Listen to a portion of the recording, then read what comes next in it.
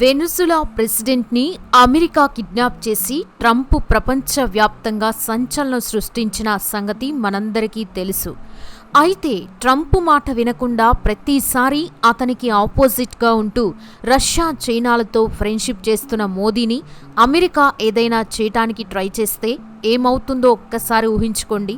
అయినా అమెరికా మోదీని టచ్ చేయడం అంటే నో ఛాన్స్ అని అనుకోవద్దు. ఎందుకంటే పబ్లిక్గానే ఇద్దరూ ప్రధానమంత్రులని చంపుకున్న చరిత్ర మన దేశానికి ఉంది. అలాగే టాష్కెంట్కి వెళ్ళి అనుమానాస్పదంగా చనిపోయిన లాల్ బహదూర్ శాస్త్రి గారి మరణం గురించి ఇప్పటికీ చాలా మందిలో అనుమానాలున్నాయి. దీనికన్నా షాకింగ్ విషయం ఏంటంటే మోదీ గారి మీద ఇప్పటికే 4 సార్లు అటాక్ జరగబోయింది. కానీ మనకున్న స్పెషల్ ప్రొటెక్షన్ గ్రూప్ వల్ల ఎవ్వరూ ఆయన్నేం చేయలేకపోయారు. ఎందుకంటే వీళ్ళని దాటుకొని రావడం అంటే అది చావుతో సమానం. అయితే మనం మోదీ గారి సెక్యూరిటీ ఎలా ఉంటుంది? ఆ సెక్యూరిటీ కోసం ఇండియా నిజంగానే వందల కోట్ల రూపాయలు ఖర్చు చేస్తోందా? అసలు స్పెషల్ ప్రొటెక్షన్ గ్రూప్ అంటే ఏంటి? ఇది ఎప్పుడు స్టార్ట్ అయింది? దీనిలోకి చేరాలంటే అంత కష్టమైన ట్రైనింగ్స్ తీసుకోవాల్సిందేనా అనే విషయాలని ఈ వీడియోలో డీటెయిల్గా మనం తెలుసుకుందాం. వీడియోని ఎక్కడా స్కిప్ చేయకుండా ఎండ్ వరకు చూడండి. ప్రధానమంత్రి భద్రతా ప్రోటోకాల్ని ఎస్పీజీ కమాండోలు 24 గంటలు పర్యవేక్షిస్తూ ఉంటారు. ప్రధాని ఎక్కడ ఉన్నా, ఏం చేస్తున్నా వారి కన్ను ఎప్పుడూ ఆయన మీదే ఉంటుంది. ప్రధానికి దగ్గరలో చీమ చిటుక్కుమన్నా సరే ఈ ఎస్పీజీ దళాలు వెంటనే అప్రమత్తమవుతాయి. ప్రపంచంలోనే అత్యంత పటిష్టమైన భద్రత ఉండే వ్యక్తుల జాబితాలో భారత ప్రధాని కూడా ఒకరు. అసలు ఈ స్థాయి భద్రత మన దేశంలో ఎలా మొదలైందంటే గతంలో మన ప్రధానుల విషయంలో జరిగిన కొన్ని చేదు అనుభవాలే ఈ వ్యవస్థని ఇంత బలంగా మార్చాయి. 1966లో మన రెండో ప్రధాని లాల్ బహదూర్ శాస్త్రి గారు టాష్కెంట్లో అనుమానాస్పద స్థితిలో మరణించటం, ఆ తర్వాత 1984లో ఇందిరాగాంధీ గారి దారుణ హత్య మన దేశ రక్షణ వ్యవస్థకి పెద్ద ఎదురుదెబ్బలు. ఈ సంఘటనల నుండే పాఠాలు నేర్చుకుని వివిఐపి సెక్యూరిటీ ప్రోటోకాల్ని మరింత కట్టుదిట్టం చేశారు. 1991లో రాజీవ్ గాంధీ గారి మరణం కూడా భద్రతాపరంగా ఒక పెద్ద వైఫల్యంగా పరిగణించబడింది. అప్పటికి ఆయన ప్రధాని పదవిలో లేకపోయినా ఆ పొరపాట్లు భవిష్యత్తులో జరగకుండా కఠిన నియమాలని తీసుకొచ్చారు. ఇందిరాగాంధీ గారి హత్య తర్వాత ప్రధానమంత్రి రక్షణ కోసం ఒక ప్రత్యేక విభాగం ఉండాలని నిర్ణయించి బీర్బల్ నాథ్ కమిటీని ఏర్పాటు చేశారు. ఈ కమిటీ సిఫారసుల మేరకి అమెరికన్ సీక్రెట్ సర్వీస్ మోడల్లో 1985లో ఒక ప్రత్యేక విభాగాన్ని ప్రారంభించారు. ఒక ఆసక్తికరమైన విషయం ఏంటంటే ఈ విభాగాన్ని అప్పట్లో లీడ్ చేసింది మన ప్రస్తుత విదేశీ వ్యవహారాల మంత్రి ఎస్ జైశంకర్ గారి తండ్రి ఎస్ సుబ్రహ్మణ్యం గారు. మొదట్లో కేవలం 819 మందితో ప్రారంభమైన ఈ ఎస్పీజీలో ప్రస్తుతం 3000 మందికి పైగా ట్రైన్డ్ కమాండోస్ ఉన్నారు. 1988లో దీనికోసం ప్రత్యేకంగా ఎస్పీజీ చట్టం కూడా తీసుకొచ్చారు. అయితే 2019లో ఈ చట్టాన్ని సవరించి కేవలం ప్రధాని మరియు మాజీ ప్రధానులకు మాత్రమే ఈ భద్రత పరిమితం చేశారు. అయితే ఒక వ్యక్తి ఎస్పీజీ కమాండోగా మారడం అనేది అంత సామాన్యమైన విషయం కాదు. దీని ఎంపిక ప్రక్రియ అత్యంత కఠినంగా ఉంటుంది. ప్రతి ఏటా వచ్చే నోటిఫికేషన్ ద్వారా బీఎస్ఎఫ్, ఐఎస్ఎఫ్, సిఆర్పిఎఫ్ లేదా ఐపీఎస్ వంటి విభాగాల్లో పనిచేస్తున్న జవాన్లని మాత్రమే ఇందుకోసం ఎంపిక చేస్తారు. అలాగే దరఖాస్తు చేసుకునే వారి వయసు 35 ఏళ్ల లోపు ఉండాలి. ఇక దీని ఎంపిక 3 దశలుగా జరుగుతుంది. మొదట పర్సనల్ ఇంటర్వ్యూ, ఆ తర్వాత అత్యంత కష్టమైన ఫిజికల్ టెస్టులు నిర్వహిస్తారు. ఈ టెస్టులో కమాండోల వేగం, ఓర్పు, స్టామినాను క్షుణ్ణంగా పరీక్షిస్తారు. దీని తర్వాత సైకలాజికల్ ఎవాల్యుయేషన్ టెస్ట్ ఉంటుంది. ఇందులో కమాండోల మానసిక స్థితిని, ఒత్తిడిని తట్టుకునే సామర్థ్యాన్ని, వారి దేశభక్తిని మరియు విధేయతని పరీక్షిస్తారు. ఇవన్నీ దాటి వచ్చిన వారికి 3 నెలల ప్రొబేషన్ పీరియడ్ ఉంటుంది. అక్కడ కూడా వారి ప్రతిభ మీద చిన్న అనుమానం వచ్చినా వెంటనే వెనక్కి పంపించేస్తారు. ఒకసారి ఎంపికైన కమాండో కేవలం 3 సంవత్సరాలు మాత్రమే ఎస్పీజీలో ఉంటారు. ఆ తర్వాత తిరిగి తమ పాత విభాగానికి వెళ్ళిపోతారు. అందుకే ఎస్పీజీ ఎప్పుడు అత్యంత చురుకైన యువకులతో నిండి ఉండే డైనమిక్ ఏజెన్సీగా పేరు పొందింది. ఇక మన ప్రధాని నరేంద్ర మోదీ గారికి Z+ కేటగిరీలో 3 అంచెల భద్రత ఉంటుంది. దీనిని బ్లూ బుక్ అని పిలిచే ఒక ప్రత్యేక ప్రోటోకాల్ ప్రకారం నిర్వహిస్తారు. ఈ బ్లూ బుక్ అనేది ప్రధాని ఎక్కడ ఉన్నా పాటించాల్సిన నియమాలని వివరిస్తోంది.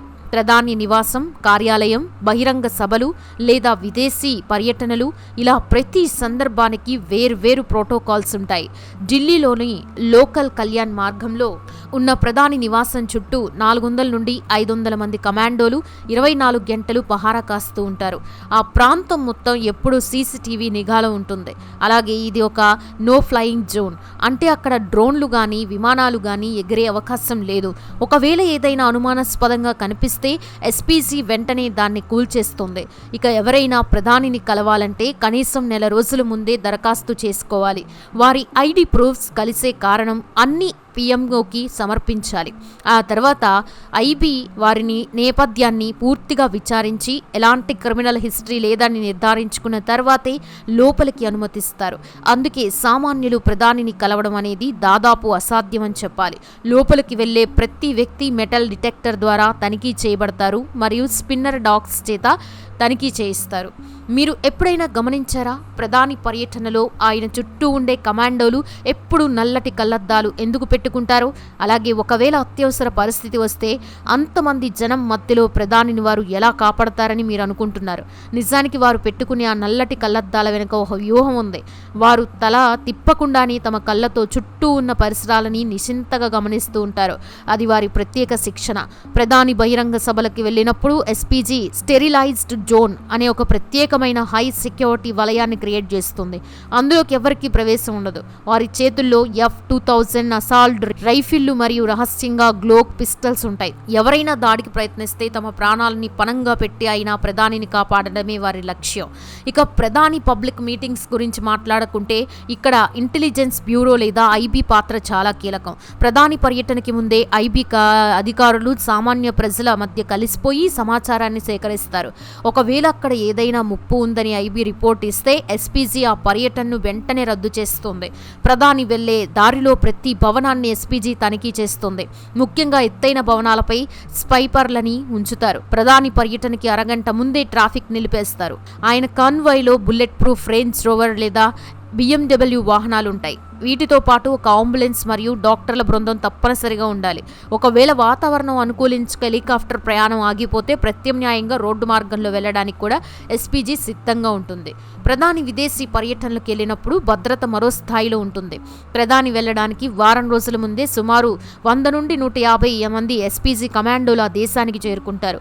అక్కడ ఈ స్థానిక ఏజెన్సీలతో మరియు విదేశాల్లో పనిచేసే మన రాయ్ ఏజెంట్లతో కోఆర్డినేట్ చేసుకుంటారు. ప్రధాని బస చేసే హోటల్ని పూర్తిగా తమ అధీనంలోకి తీసుకుని అక్కడ ఒక తాత్కాలిక కంట్రోల్ రూమ్ ఏర్పాటు చేస్తారు. ఆ హోటల్ గదులకి బుల్లెట్ ప్రూఫ్ కిటికీలు అమర్చుతారు మరియు చుట్టుపక్కల ఎత్తైన భవనాలు లేకుండా జాగ్రత్త పడతారు. ఆహారం మరియు నీటి విషయంలో కూడా ఎంతో కఠినమైన నియమాలు ఉంటాయి. భారత్ నుండి తీసుకెళ్లిన నీరు లేదా మన దేశ చెఫ్లు వండిన భోజనం మాత్రమే ఆయన తీసుకుంటారు. ప్రధాని ప్రయాణించే ఎయిర్ ఇండియా 1 విమానానికి కొన్ని దేశాలు తమ ఫైటర్ జెట్స్తో ఎస్కార్ట్ ఇస్తాయి. ఇది మన ప్రధానికి ఇచ్చే గౌరవం. ఎయిర్పోర్ట్ని కూడా బాంబ్ స్క్వాడ్ యూనిట్లు పూర్తిగా తనిఖీ చేస్తాయి. ఇంత పటిష్టమైన భద్రత ఉన్నా కొన్నిసార్లు చిన్న చిన్న పొరపాట్లు జరుగుతూ ఉంటాయి. 2022లో పంజాబ్ పర్యటనలో ప్రధాని కాన్వాయి ఒక ఫ్లైఓవర్ మీద రైతుల నిరసన కారణంగా 15 నిమిషాల పాటు ఆగిపోయింది. దీనిని చాలా పెద్ద సెక్యూరిటీ బ్రీచ్గా పరిగణించి దానికి బాధ్యులైన పోలీస్ అధికారులని సస్పెండ్ చేశారు. ఎస్పీజీ చరిత్రలో కేవలం ఒక్కసారి పబ్లిక్ మీద కాల్పులు జరపాల్సి వచ్చింది. అది 2000 సంవత్సరంలో మాజీ ప్రధాని చంద్రశేఖర్ గారి భద్రత విషయంలో జరిగింది. ఈ భద్రతా వ్యవస్థను నడపడానికి ప్రభుత్వం భారీగానే ఖర్చు చేస్తోంది. ఏడాదికి సగటున 500 కోట్ల రూపాయలు ఎస్పీజీ కోసం కేటాయిస్తారు. గత 12 ఏళ్లలో ప్రధాని మోదీ గారి మీద 5 సార్లు దాడులకు ప్రయత్నాలు జరిగాయని నివేదికలు చెబుతున్నాయి. కానీ ప్రతిసారి ఎస్పీజీ వాటిని ముందే పసిగట్టి తిప్పికొట్టింది. ఇంతటి నిబద్ధతతో పనిచేసే కమాండోలు ఉండబట్టే మన దేశ ప్రధాని సురక్షితంగా ప్రజల మధ్యకి వెళ్ళగలుగుతున్నారు. ఒక దేశ ప్రధానిని తాకడం అనేది శత్రువులకి దాదాపు అసాధ్యమని ఈ భద్రతా వ్యవస్థ నిరూపిస్తోంది. దేశాధినేత రక్షణ కోసం ప్రతి ఏటా 100 కోట్లు ఖర్చు చేయడం, 1000 మంది కమాండోలు అహోరాత్రులు శ్రమించటం అవసరమా అని కొంతమందికి అనిపించవచ్చు. కానీ దేశ స్థిరత్వం అనేది దేశ నాయకుడి భద్రత మీద కూడా ఆధారపడి ఉంటుంది. మన గత చరిత్ర నేర్పిన పాఠాలే నేటి ఈ కట్టుదిట్టమైన భద్రతకి పునాది. అందువల్లే ఎస్పీసీ కమాండోలు కేవలం రక్షకులు మాత్రమే కాదు, వారు మన దేశ సార్వభౌమాధికారానికి ప్రతీకలు. సో ఇది ఫ్రెండ్స్, ఈ వీడియో కనుక మీకు నచ్చితే ఒక లైక్ చేసి ఇలాంటి మరెన్నో ఇంట్రెస్టింగ్ వీడియోస్ కోసం మా ఛానల్ని సబ్స్క్రైబ్ చేసుకోండి.